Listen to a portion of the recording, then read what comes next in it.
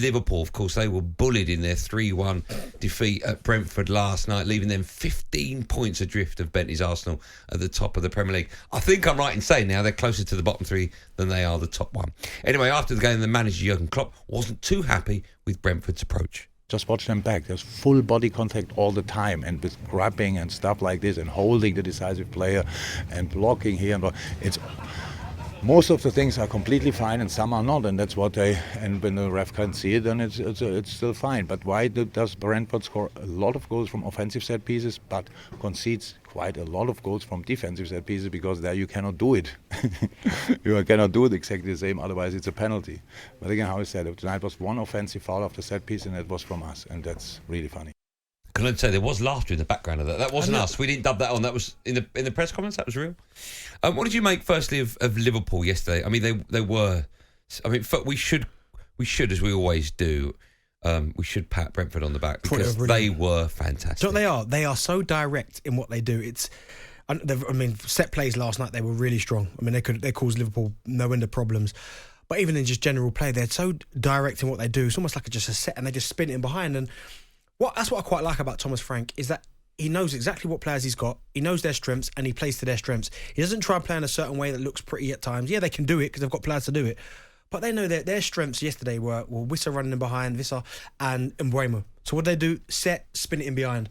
Cause Liverpool no end of problems. They kept playing so high, Liverpool. I never understood that. But Liverpool have been doing this for years. I know. But in the past, they've managed to not get away with it. They've managed to do it successfully. But all of a sudden, but Brentford, they smashed us to pieces. I think it was first day of the season. 4-0. Yeah, second week of the season. Yeah, and everyone was like, Man United looked. But that's Brentford. Yeah, they can do that to anyone. They proved it. They can. But yesterday, I mean, Jurgen Klopp's comments, I didn't really like it. I didn't think Brentford went above and beyond with the dirty tactics. I thought they stood up to the test, and if anything, Liverpool didn't stand up enough. Certainly with a set plays. Didn't stand up, did he? That there, when they were trying to say that was a foul, not a chance whatsoever. There's not at any stage does Mbeumo kind of stretch his arms out to push him. No, it's a little nudge. It's a little bump, and then he loses balance. It's a contact game. Exactly. So yeah, I'm so glad they let that go. But Liverpool looked poor. Midfield looked really kind of one-paced. And do you know who I do feel sorry for Liverpool? And I don't know if it's strikers union, but Darwin Núñez. This guy will do everything right until he gets to that last bit, and then he scored one good goal, which he was offside, but it was a good finish. But he just gets opportunities, and he's almost getting caught in between whether to go round the goalkeeper. I mean, he goes round the goalkeeper and manages to hit the only place where there's a defender on the line. Yeah. I do feel for him. It will, for someone whose movements are that good and he's that quick, it will turn for him. It's interesting you mentioned the forwards because they keep buying forwards. They bought another one in Cody Gakpo. They need midfielders. Yeah. What's going on there? Why aren't they buying the right type of player for the right position they need? My only thing is that maybe there's midfielders out there that maybe they're setting aside money for, maybe someone like a Jude Bellingham, maybe a Declan Rice, and that's obviously going to be big money. You're not going to get these players in January, are you? You're not going to get these players if you don't get Champions League, right? I get that. But it's almost like with the Gakpo deal, because it's cheap. Isn't it? For someone of that quality, it's cheap. Yes. It's almost like an opportunity that you just can't let go. Even though you don't need another attacker, do you want him to go to one of your rivals when he'd probably prefer to go to you? So it's almost like a deal you have to do because it's there in your lap. But you're right, they need to start in the summer or even later in this window, they have to bring in some midfield players. I like Harvey Elliott.